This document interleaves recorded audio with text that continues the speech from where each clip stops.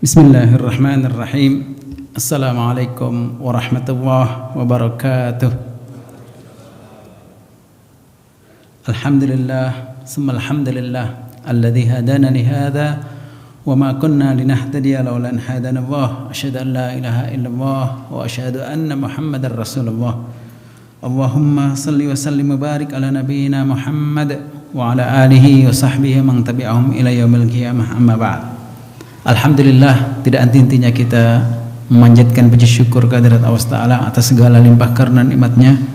Mudah-mudahan dengan setiap kesyukuran kita Allah Ta'ala semakin tambahkan, semakin disempurnakan nikmat yang sudah diberikan kepada kita semuanya.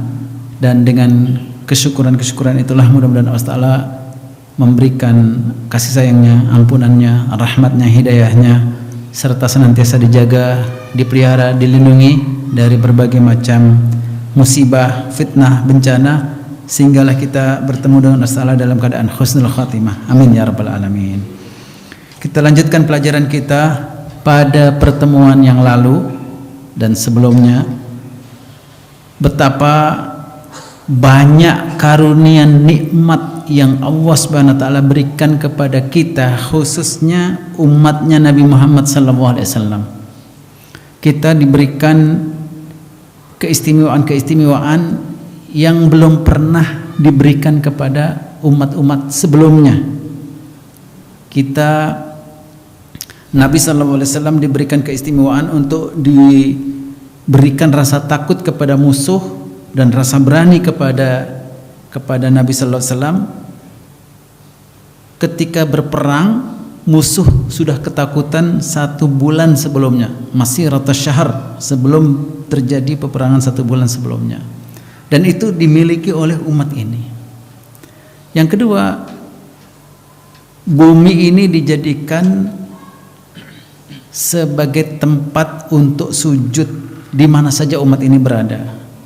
Jadi boleh melakukan sholat di mana saja umat ini berada, di rumah, di kantor, di pasar, di sawah, ladang, kebun, di perjalanan dan seterusnya.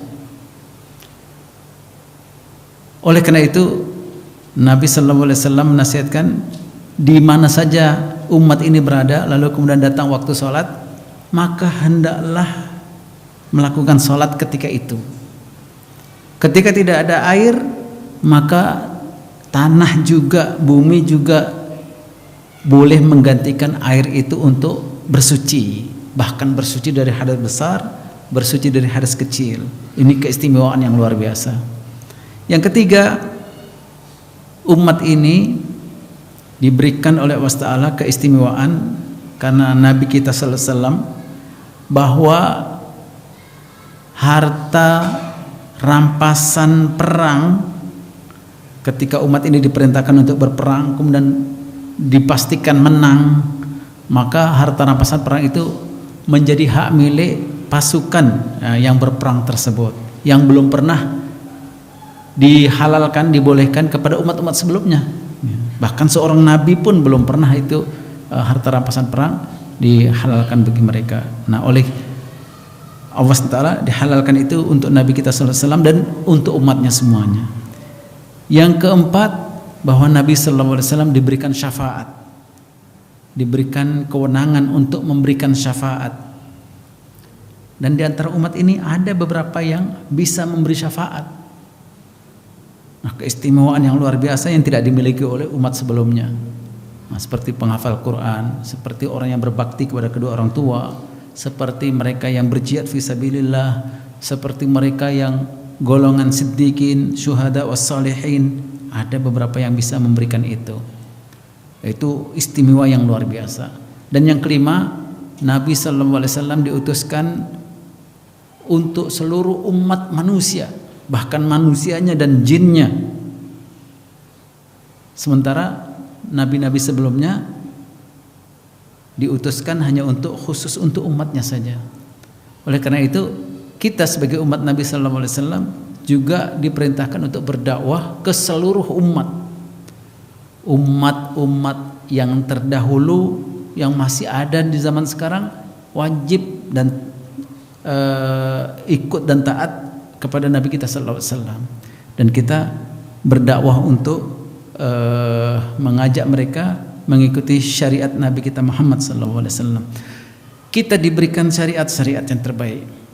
Kita diberikan agama yang paling sempurna. Kita diberikan syariat ibadah-ibadah yang sangat utama. Kita diberikan kiblat-kiblat yang paling utama. Kita dikaruniakan nabi-nabi yang paling utama. Kita dikaruniakan kitab Al-Quran adalah kitab yang paling utama. Kita dikaruniakan apa saja yang berupa keistimewaan ini semuanya lebih utama dari umat sebelumnya. Kita diberikan tempat yang paling utama di atas muka bumi ini. Kita diberikan waktu yang paling utama di atas muka bumi ini. Kita diberikan hari Jumat sebagai hari perayaannya umat Islam, itu hari yang paling utama. Kita diberikan bulan untuk kita beribadah sepenuhnya, bulan Ramadan, bulan yang paling utama. Dan keutamaan itulah kemudian menjadikan pahala umat ini menjadi berlipat-lipat kali ganda, yang tidak bisa dikalahkan oleh ibadah umat manapun sebelum kita. Ya karena dilipat kali gandakan gitu. Nah, karena bumi ini diistimewakan oleh umat ini, di mana saja mereka berada, mereka boleh melakukan salat, dan itu sudah keistimewaan, itu sudah istimewa sekali. Dan mana saja tapak bumi ini yang dijadikan oleh umat ini dibangun masjid di atasnya, setiap masjid yang dibangun oleh umat ini di atas bumi, maka tapak bumi itu menjadi tapak yang paling berkah, paling utama, dan menjadi tapak yang terbaik di atas muka bumi ini. Setiap masjid yang dibangun di atas tanah tersebut, maka tanah itu menjadi tanah yang paling utama, paling istimewa. Tidak ada tapak di atas muka bumi ini yang melebihi utamanya ketika dibangunkan masjid di atasnya. Dan itu keistimewaan buat umat ini.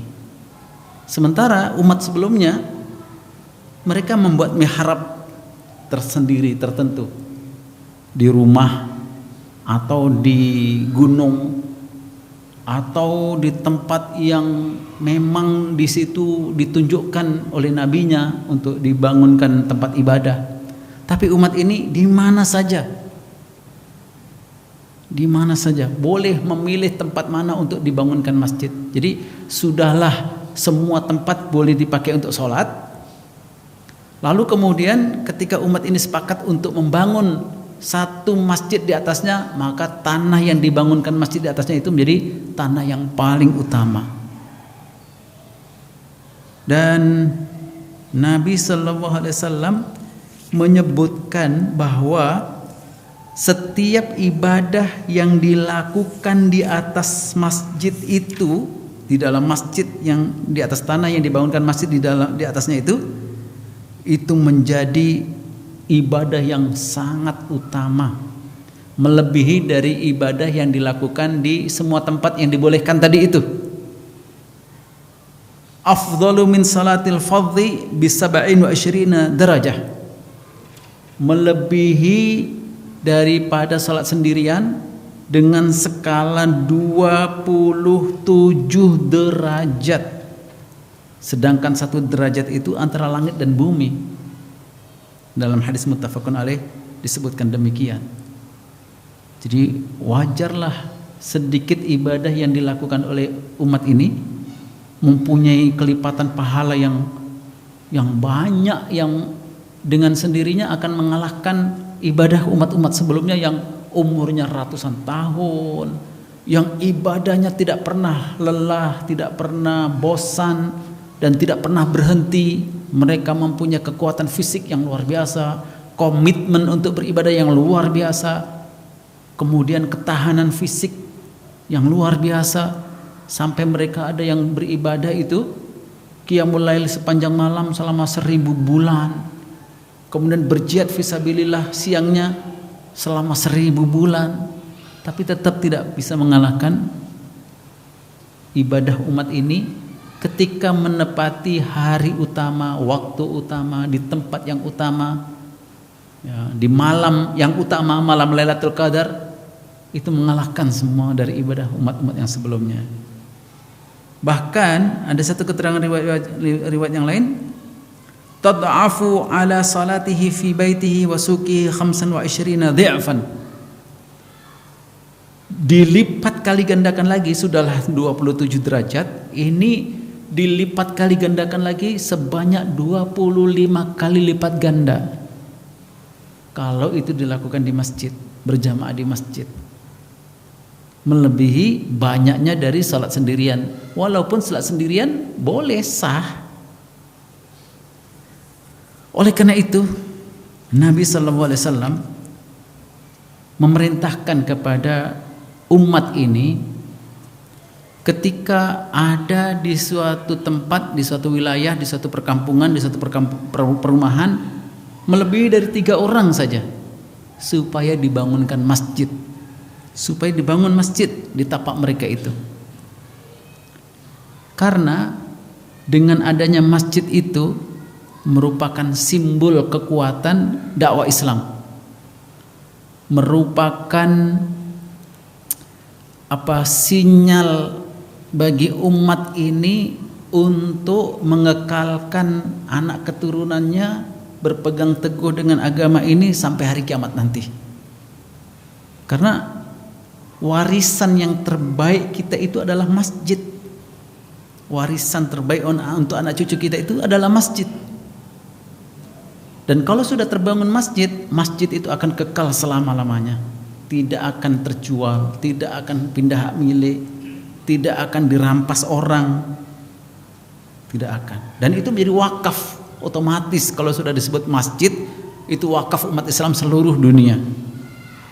Nah, kalau yang kita wariskan itu rumah, kendaraan, atau tempat-tempat usaha, suatu ketika akan dijual oleh anak keturunan kita, suatu ketika akan diambil alih oleh orang lain, suatu ketika akan dirampas atau apa oleh orang lain. Tapi kalau masjid tidak akan dijual, tidak akan dirampas, tidak akan diambil alih oleh orang lain, dan itu akan kekal selama-lamanya.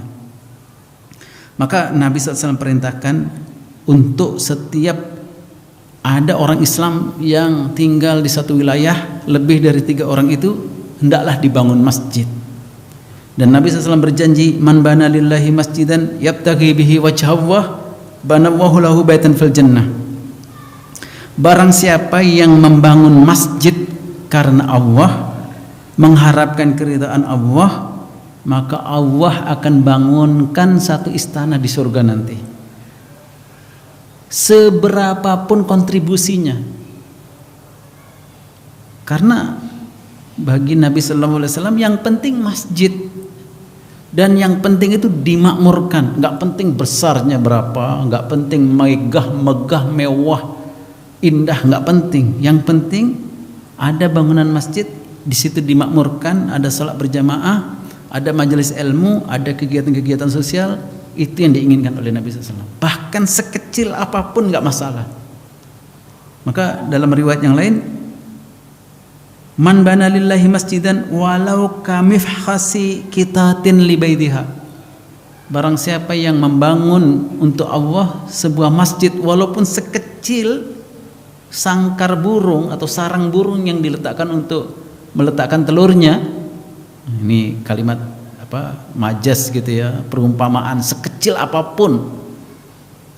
Banallahu lahu baitan fil jannah. Allah tetap akan bangunkan satu istana di surga. Jadi intinya itu adalah kontribusi setiap orang untuk membangun masjid, untuk memakmurkan masjid, untuk menghidupkan masjid. Karena memang masjid ini kalau diamati, diteliti, dipelajari, dahsyat pengaruhnya terhadap pembinaan, terhadap peningkatan kapasitas umat ini sampai seterusnya. ada satu ilmuwan dari Jerman. Dia seorang orientalis. Orientalis itu seorang ahli ketimuran atau agama ketimuran, agama Islam lah begitu. Dia mengatakan, namanya Paul Smith. Dia mengatakan bahwa umat Islam itu mempunyai 3 kelebihan yang tidak ada pada umat yang lain. Umat Islam, baik itu Kristen, Hindu, Katolik, Buddha, Konghucu dan seterusnya, tidak ada pada umat yang lain. Nah, 3 keutamaan itu, yang pertama adalah masjid. Ketika ada masjid, umat ini akan bisa disatukan, bisa dipersaudarakan, bisa ditingkatkan kekuatan fisiknya, intelektualnya, spiritualnya, moralnya. Dan dengan masjid itulah keimanan mereka akan terus bisa dipertahankan, diperkuatkan sampai seterusnya, sampai hari kiamat gitu.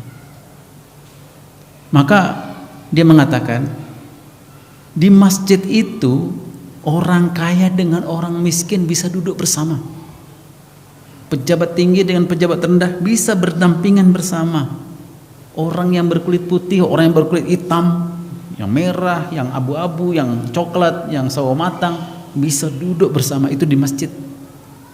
Di tempat lain nggak bisa. Bahkan tempat ibadah yang lain itu nggak bisa begitu. Dia bilang Kristen itu katanya tidak akan bisa bercampur duduk bersama antara orang kaya dengan orang miskin di gereja, nggak akan bisa. Wow, dijaga betul oleh pihak gereja itu.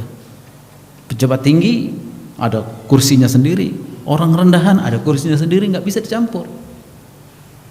Tapi di masjid, mau dia pegawai tinggi, mau pegawai rendah, orang kaya, orang miskin, siapa datang duluan, dia duduk paling depan. Dia berhak untuk paling depan. Dan masjid itu kalau terbangun akan kekal seterusnya, dan syiar Islam, lambang-lambang Islam akan kekal seterusnya. Itu dia mengatakan begitu. Maka selama masih ada masjid, dakwah Islam, kemudian syiar Islam terus berkembang, terus tidak bisa dikendalikan, tidak bisa dihentikan. Dan dia membuat percontohan bahwa di tahun 1990, Islam itu agama yang kelima di dunia. Yang pertama Katolik, kedua Hindu, ketiga Buddha, keempat Protestan, kelima Islam, keenam baru Ortodok. Itu tahun 1990. Di tahun 2020 kemarin, 2 tahun yang lalu, Islam itu sudah mengalahkan Protestan, mengalahkan Buddha, mengalahkan Hindu, bahkan mengalahkan Katolik. Tidak bisa dibendung lagi. Bahkan sekarang Barat pun berbondong-bondong, berduyun-duyun orang masuk Islam, tidak bisa dikendalikan. Dan di tahun 2022 ini, 2022, jumlah populasi umat Islam itu sama dengan separuhnya jumlah umat Katolik. Gimana maksudnya? Umat Katolik itu hanya separuh dari jumlah umat Islam secara keseluruhan. Padahal di tahun 90 Katolik itu paling tinggi jumlahnya. Dan sekarang stagnan. Dan Islam terus berkembang, tidak bisa dihentikan lagi. Itu semuanya bermula dari masjid, dia bilang. Jadi luar biasa ini. Apa kekuatan yang ada pada mereka yang dibangun di masjid itu sehingga bisa kokoh dan terus berkembang, tidak bisa terkalahkan gitu. Bahkan sekarang ini tahun 2022 kalau ditambahkan agama Katolik, ditambah dengan Protestan, ditambah dengan Ortodok, tetap tidak bisa mengalahkan jumlah umat Islam. Nah, mereka takut itu. Maka di tahun apa peristiwa 11 September itu yang dibuat drama, diledakkan WTC dan lain sebagainya, itu sebenarnya adalah rangka untuk mengantisipasi jumlah umat Islam yang tidak terbendung itu. Kemudian buat tuduhanlah Islam itu orang teroris, agama radikal, agama intoleran, macam-macam. Tapi tetap juga nggak bisa menghentikan dakwah Islam itu. Itu bermula dari masjid. Maka kita harus tahu itu. Kata orang Jerman ini, Paul Smith, orang orientalis ini. Yang kedua dia bilang, orang Islam itu mempunyai kesuburan reproduksi yang luar biasa. Kok bisa mereka itu subur sesubur itu? Padahal orang agama lain nggak bisa punya kesuburan seperti itu. Nah, dia meneliti ibadah-ibadah yang dilakukan orang Islam itulah yang menjadikan sehatnya mereka, suburnya mereka. Satu orang bisa punya anak 5. Satu pasang itu bisa punya anak 5, bisa kadang 7, bisa kadang lebih 10. Di kampung saya rata-rata 12 orang anak. Orang tua kan dulu kan 12 orang anak itu satu pasangan itu. Ya kalau istrinya 1, kalau 2, kalau 3 bisa sampai 24, 38 dan seterusnya itu. Nah, dia mengatakan selama umat Islam itu masih membuat acara pernikahan sedemikian rupa, membuat sakralnya pernikahan itu sedemikian rupa, maka mereka akan terus berkembang biak, walaupun mereka tidak berperang akan bisa menguasai dunia ini tanpa peperangan. Itu mereka ketahui itu. Makanya pernikahan itu dalam Islam, agama yang paling peduli terhadap pernikahan hanya Islam. Agama Kristen sudah nggak peduli lagi. Bahkan pernikahan sesama jenis sudah mulai dilegalkan di gerejanya itu. Nah, itu dia pelajari, diamati itu gitu. Maka hanya Islam yang agama paling peduli dengan kesucian keturunan. Jadi dipastikan jelas siapa keturunannya, siapa orang tuanya, siapa datuknya, kakeknya, neneknya dan seterusnya itu.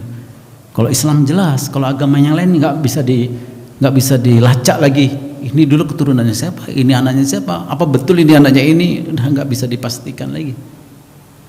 Maka mereka berusaha habis-habisan untuk mengendalikan populasi umat Islam itu dengan ditawarkan program-program LGBT lah, apalah, kumpul kebo lah, dengan seksual bebas lah, segala macam itu.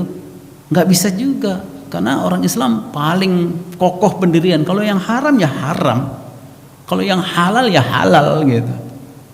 Makanya mereka dianggap intoleran karena nggak bisa dibujuk, nggak bisa ditawar gitu. Yang ketiga, dia mengatakan ini setelah membuat penelitian lama, setiap negara yang dihuni oleh mayoritas umat Islam bisa dipastikan banyak kekayaan alam yang terpendam di bumi mereka. Berbeda dengan wilayah yang mayoritasnya non-muslim, tidak seberapa. Maka dia memberikan saran kepada dunia-dunia barat ini untuk segera mengeksploitasi sumber daya alam itu.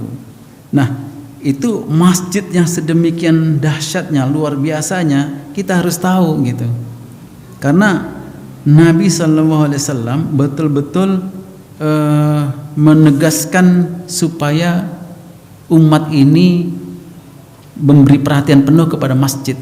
Dan Nabi SAW mengajarkan sunnah-sunnah yang sangat utama, dan yang paling utama itu adalah sholat berjamaah di masjid.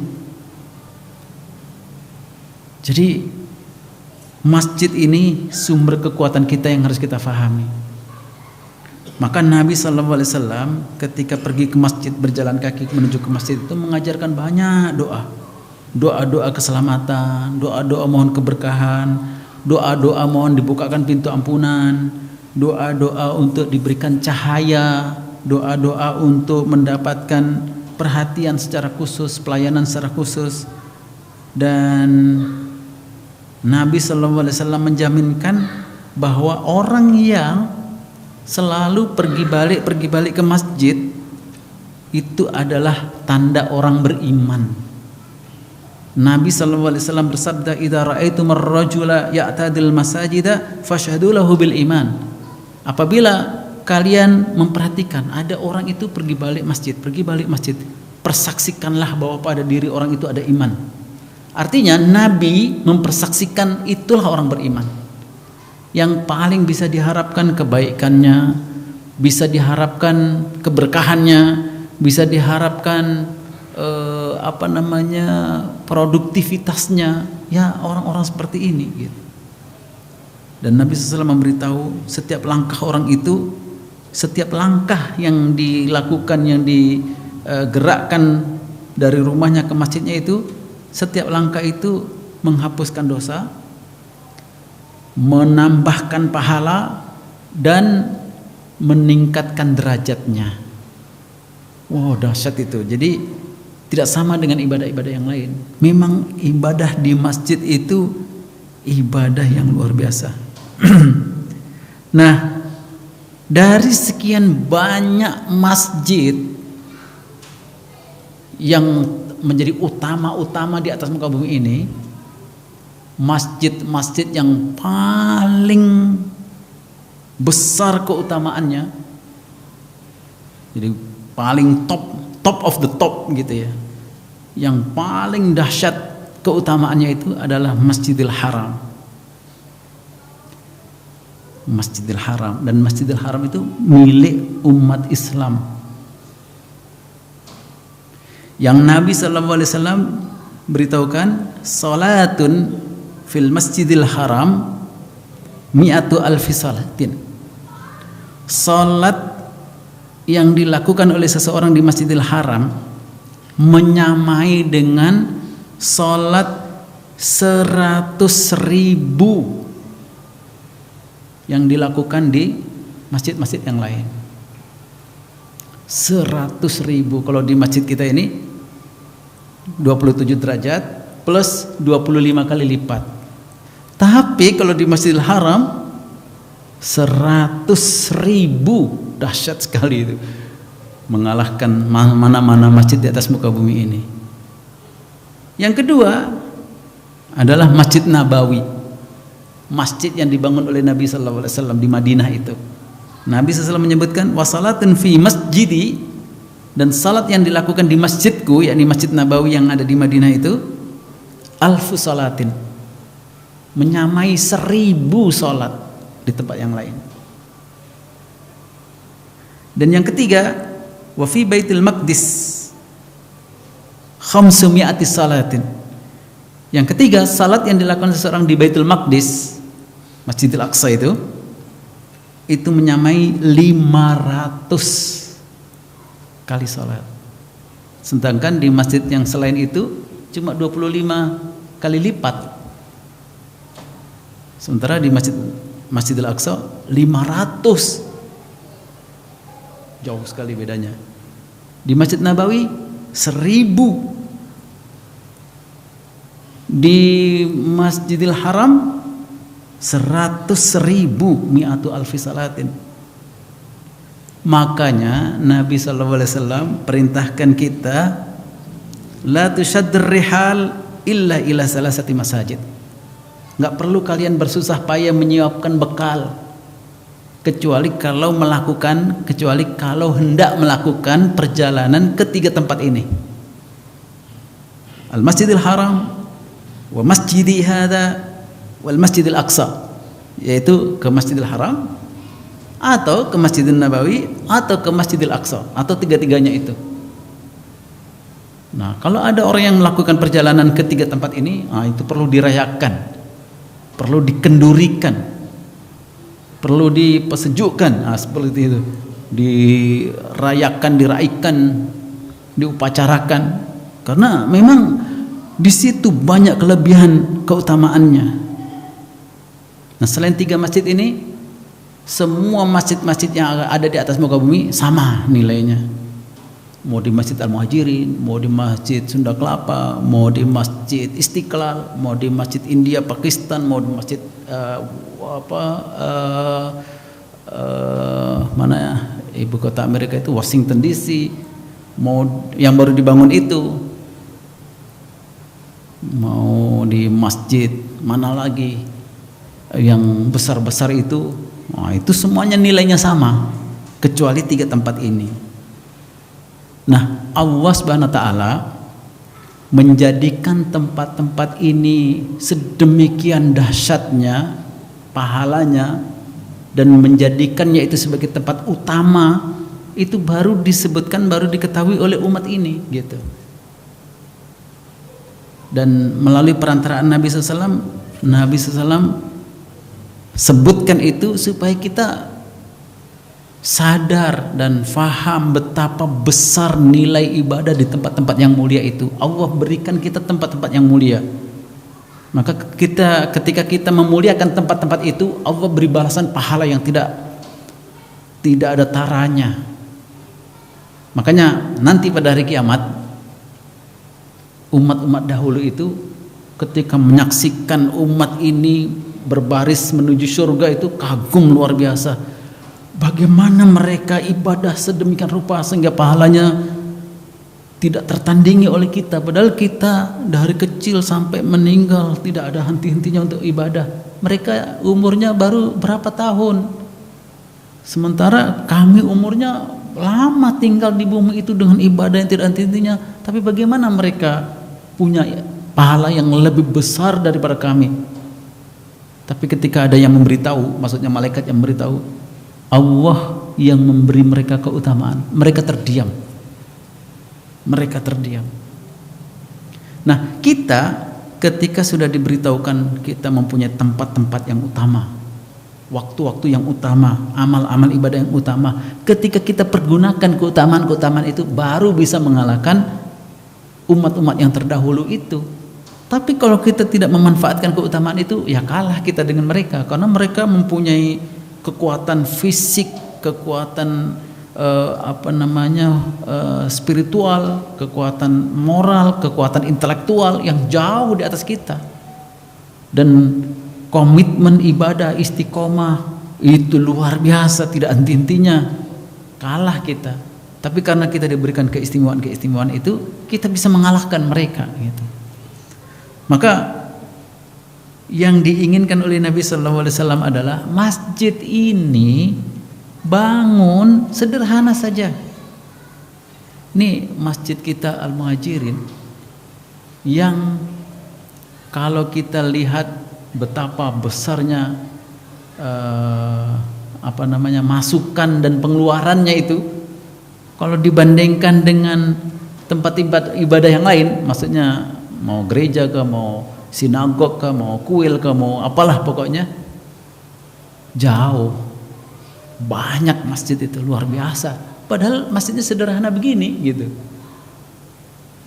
Sederhana, nggak ada hiasan apa, nggak ada gambar apa gitu. Tapi kalau kita melihat bangunan gereja, wow, menterengnya, gambar-gambar yang mengagumkan. Ada patung Bunda Maria, ada patung Nabi Isa, ada patung apalah orang-orang yang dianggap keramat oleh mereka itu. Ini masjid kita sederhana saja, nggak ada gambar DKM-nya, nggak ada gambar presidennya, nggak, bisa sederhana saja. Malah nggak boleh kalau ada gambar-gambar itu. Tapi ini yang diinginkan oleh Nabi SAW, makmurnya masjid itu, jamaah 5 waktu tidak putus-putus, itu yang diinginkan oleh Nabi SAW. Jangan sampai nanti zuhur nggak ada siapa saja, nggak ada siapapun. Nanti asar nggak ada siapa. Nanti maghrib baru ada, isya baru ada, subuh hilang nggak ada siapa. Nah itu nggak mau. Maunya makmur, setiap waktu ada orang yang melakukan sholat berjamaah di situ. Ditambah lagi dengan kegiatan-kegiatan keilmuan, pelajaran, pengajian, majelis-majelis ilmu, majelis zikir. Lalu kemudian ada kegiatan sosialnya, ada acara warga, apa pernikahan, ada gotong royong, ada itu yang diinginkan oleh Nabi kita Sallallahu Alaihi Wasallam. Tidak penting besar kecil, mewah sederhana, kemudian banyak otomasinya, banyak sarana-sarananya, nggak penting. Yang penting tuh makmurnya itu.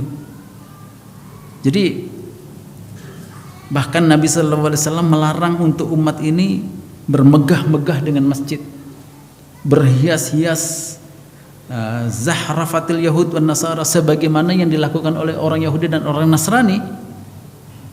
Wah, itu tempat ibadahnya jangan ditanya, tapi jamaahnya kosong. Nah, itu Nabi SAW nggak mau.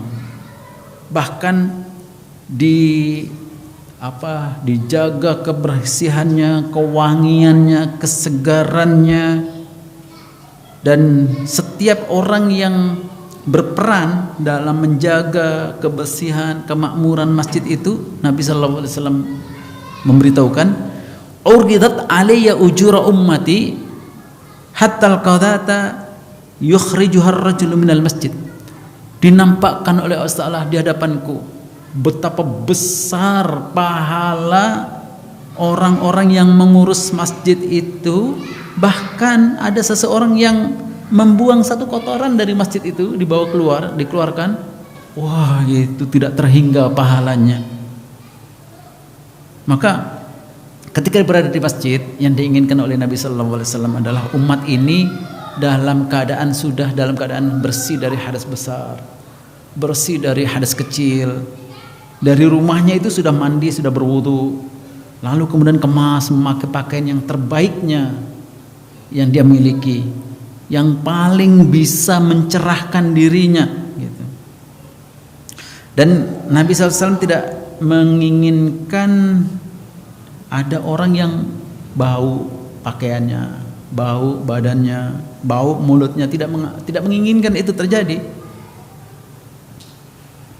Dan Nabi SAW menyebutkan, fa innal malaikata, karena malaikat itu akan yata'adza itu merasa terganggu, mimma yata'adza minhu bani Adam, sebagaimana manusia juga terganggu kalau berada di sebelah orang itu. Jadi Nabi SAW mengaitkan itu bahwa ketika kita berada di masjid itu, malaikat-malaikat pun berada di sekitaran kita. Nah, kalau ada orang yang merasa terganggu dengan kita karena keadaan kita yang tidak maksimal itu, maka malaikat juga terganggu, tidak suka gitu. Dan suatu ketika Sayyidina Umar dalam mimbar khutbah Jumat, ketika khutbah Jumat, dia sampai menyinggung masalah itu gitu. Innakum ayuhan nas ta'kuluna min syajarataini la arahuma ila khabasaini. Wahai sekalian manusia, saya dapati kalian suka memakan dua buah yang saya melihat itu hanya kebusukan, itu berbau busuk, yaitu bawang merah, bawang putih, dan satu lagi namanya karas. Karas itu semacam petai gitu. Laqad ra'aitu Rasulullah SAW idza wajada rihahuma minar rajuli. Saya menyaksikan sendiri bahwa ketika Rasulullah SAW mendapati ada orang yang bau mulutnya seperti itu dari seseorang, amara bihi fa ukhrija ilal baqi, diperintahkan untuk orang itu keluar pergi ke Baqi. Al-Baqi itu ya agak jauh dari Masjid Nabawi, ya antara sini dengan jalan-jalan sana itulah, antara sini dengan semut-semut itulah gitu ya. Karena di sana ada sumur, ada tempat bersuci. Orang itu disuruh banyak berkumur, membersihkan dengan bersiwak supaya hilang bau mulutnya itu gitu. Jadi amara fa akhraja ilal Baqi. Lalu dalam khutbahnya lagi, faman akalha falyumitha tabakhan. Kalau ada orang yang suka memakannya, supaya direbus, supaya dimasak. Nah, ini saya punya kawan, rata-rata orang Afrika itu suka makan bawang merah, bawang putih itu mentah. Katanya obat gitu.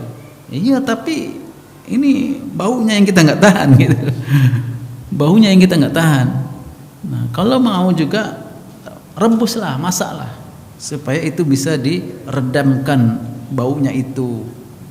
Maka masjid ini kalau kita menyadari orang lain saja memberitahukan kita dahsyat pengaruhnya dalam kehidupan kita, maka kita harus sadar itu. Dan masjid ini seperti Nabi SAW tunjukkan mempunyai keistimewaan pahala yang berlipat kali ganda ketika kita tidak mampu pergi ke Masjidil Haram, tidak mampu pergi ke Masjidil Nabawi, tidak mampu pergi ke Masjidil Aqsa. Masjid ini tempatnya.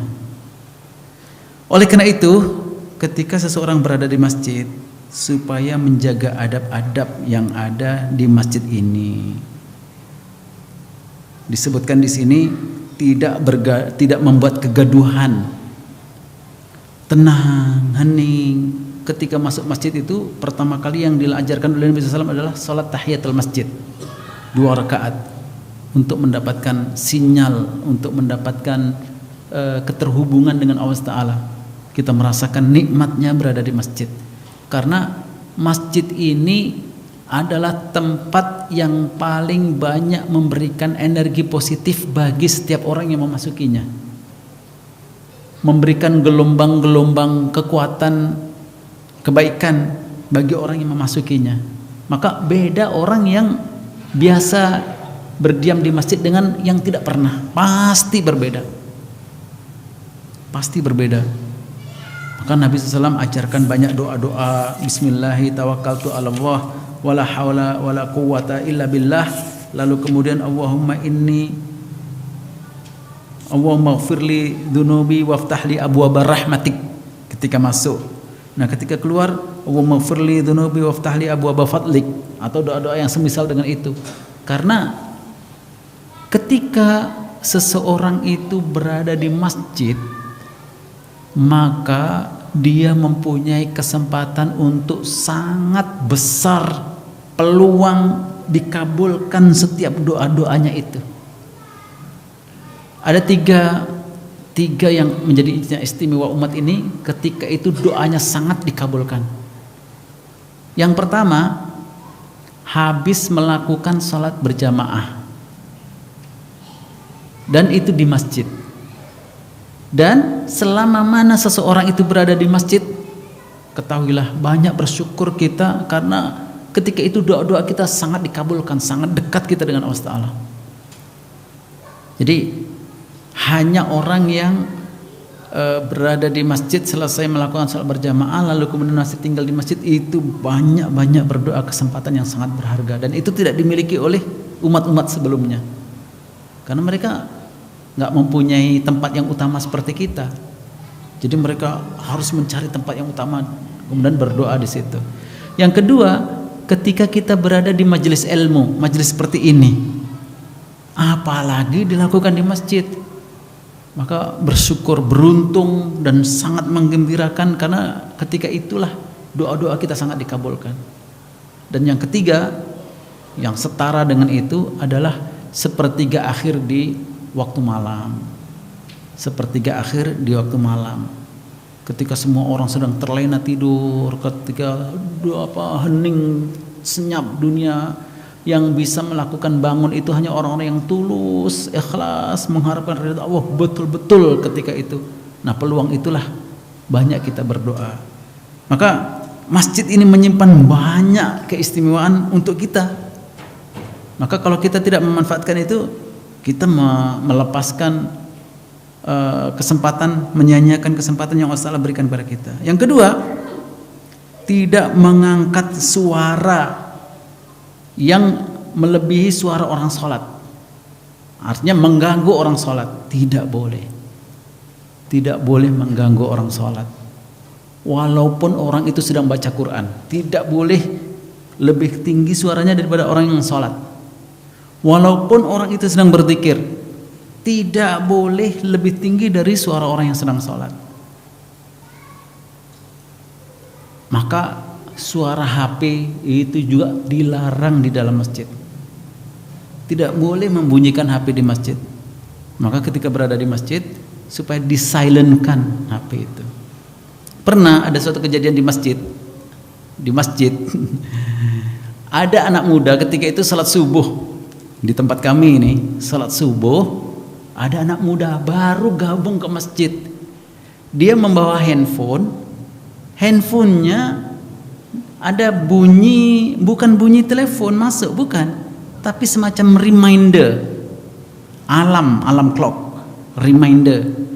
Yang tidak bisa dimatikan kecuali dibuka di aplikasi mana begitu, dan dia lupa aplikasi apa ketika itu. Sehingga ketika sholat pun dibuka nggak ketemu, akhirnya dibiarkan saja sampai selesai sholat subuh itu, dari sejak takbiratul ihram sampai salam, berdering-dering, berbunyi-bunyi, semua jamaah terganggu. Nah, itu sudah satu kesalahan itu. Begitu selesai sholat, jamaah pun bising, siapa yang menyalakan HP ini? Oh, ini ada yang marah, ada yang teriak, ada yang bangkit ingin mukul dan lain sebagainya. Nah, yang marah, yang teriak, yang bangkit memukul itu lebih salah lagi, karena itu membuat kegaduhan di masjid. Nah, itu nggak boleh gitu. Yang seharusnya cukup, nanti lain kali jangan diaktifkan HP di masjid, cukup, selesai, sudah. Akhirnya anak muda itu malu, merasa bersalah, hari berikutnya nggak pernah datang ke masjid lagi. Sangat disayangkan itu. Padahal cukup diperingatkan baik-baik, nanti lain kali jangan diaktifkan ya. Sudah cukup. Orang pasti sudah sadar itu, dia merasa bersalah. Nah, kegaduhan seperti itulah yang tidak dibolehkan. Ya memang bunyi HP nggak boleh, tapi berteriak-teriak memarahi orang yang HP-nya bunyi itu lebih salah lagi, lebih besar lagi kesalahannya gitu. Maka tidak boleh. Dan nah ini kejadian yang menarik ini di Amerika. Di Amerika yang sekarang ada dibangun masjid baru di New York City. Ada masjid baru itu, orang Islam ketika beribadah itu disilentkan HP-nya. Lalu kemudian ketika dilihat ada telepon masuk, dia jawab, sebentar, saya sedang berada di masjid. Di masjid tidak boleh berbicara. Apa bedanya dengan gereja? Nah, kawannya yang masih Kristen itu, kami di gereja biasa saja. Oh no, tidak boleh, di masjid itu tempat yang dilarang. Dia akhirnya semakin penasaran. Oh, sedemikian sakralnya masjid itu bagi orang Islam. Lama-kelamaan dia perhatikan, dia masuk Islam, hanya terkagum ketika berada di masjid tidak boleh berbicara, tidak boleh mengaktifkan handphone. Hanya itu saja banyak orang tertarik masuk Islam di Amerika. Karena yang masuk Islam itu selebritis, jadi semakin banyak lagi tertarik lagi. Nah, itu banyak diceritakan oleh namanya Joseph Edward Estes. Nah, kalau kita cari di YouTube itu tulis saja Estes, wah, kita akan banyak tahu bagaimana kisah-kisah ceritanya orang Amerika masuk Islam itu. Dan dia mendapat anugerah dari Rabita Alam Islami sebagai orang Amerika yang banyak memasukkan Islam orang Amerika. Namanya Joseph Edward Estes. Nah, itu satu keunikan di dalam masjid yang sangat menarik. Yang ketiga yang tidak dibolehkan di masjid itu tasbikul asabi'. Tasbik itu ada dua makna. Imma jari-jari ini disilangkan begini, lalu kemudian dua kaki lutut itu diletak begitu. Nah, seperti itu, seperti Pak Haji. Jadi yang itu di masjid nggak boleh ternyata. Nah, kenapa nggak boleh? Karena setan akan mengganggu orang itu. Maksudnya mungkin orang yang duduk seperti itu mudah buang angin. Nah, jadi setan itu mengganggu manusia dengan cara-cara seperti itu, yang remeh-temeh gitu. Atau bisa juga berarti jari-jari itu dibunyikan gitu, cedik gitu. Nah, itu di masjid nggak boleh. Nah, kalau di tempat yang lain boleh, tapi kalau di masjid nggak boleh. Nggak tahu kenapa. Sampai sekarang kami masih belum tahu apa manfaatnya itu. Kata para ahli, kebiasaan seperti itu nggak bagus, membuat lemahnya jari-jari itu di masa tuanya nanti. Katanya begitu. Mungkin ada yang tahu lagi hikmah-hikmah yang lainnya. Dan banyak lagi, tidak boleh mengumumkan barang-barang hilang di masjid. Kemudian, tapi yang dibolehkan makan, minum, tidur di masjid boleh. Orang kafir masuk ke masjid boleh. Nah, ini yang anehnya di situ. Nabi SAW membolehkan, bahkan menyambut utusan-utusan dari negara lain, walaupun mereka masih kafir, di Masjid Nabawi datang. Yang tidak boleh hanya satu, yaitu Masjidil Haram. Itu memang tidak boleh orang kafir masuk. Jadi masjid ini memang banyak yang harus kita ketahui, rahasia-rahasianya sebagai tempat untuk menjaga syiar Islam supaya eksis sampai hari kiamat. Ini masjid, bukan tempat yang lain, masjid. Makanya kita harus menjaga masjid kita ini.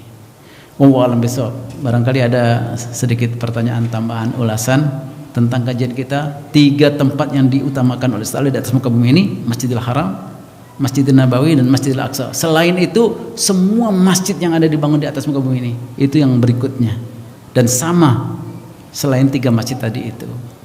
Maka pandai-pandailah kita memanfaatkan tempat-tempat yang dimuliakan oleh Allah ini supaya kita mendapatkan keutamaan juga dalam beribadah. Yang itu, dengan itulah kita bisa mengalahkan ibadahnya umat-umat yang terdahulu. Sampai di sini, ya silakan Pak. Waalaikumsalam warahmatullahi wabarakatuh. Iya.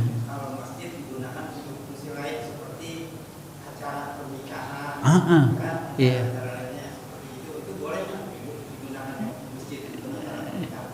Nah, ya pertanyaan sangat bagus. Justru disitulah dibolehkan ibahatul akli wasyurbi wan naumi dan acara-acara yang lain itu boleh. Jadi bahkan makan di masjid boleh, minum di masjid boleh, tidur di masjid boleh, kumpul-kumpul di masjid boleh.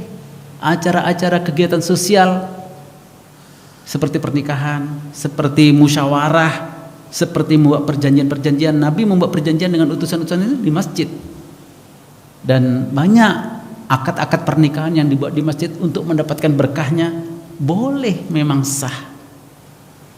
Yang penting dijaga kebersihannya, kerapiannya, aromanya, begitu. Yang penting itu saja. Jadi mengumumkan barang hilang nggak boleh, duduk-duduk seperti itu nggak boleh. Tapi untuk urusan-urusan itu boleh. Jadi yang di masjid ini dibolehkan itu duduk seperti mana duduknya sholat, tahiyat awal, tahiyat akhir, dan tawarruk. Tawarruk itu duduk bersila seperti itu. Nah, seperti itu. Hanya itu saja kalau yang dibolehkan. Selain itu nggak boleh. Nah, ini nggak tahu, luar biasa ya. Nabi SAW membuat aturan selama berada di masjid itu, gitu. Tidur boleh, tapi yang duduk seperti itu malah nggak boleh, gitu. Nah, ini yang wallahu alam, di mana letak hikmahnya, gitu ya.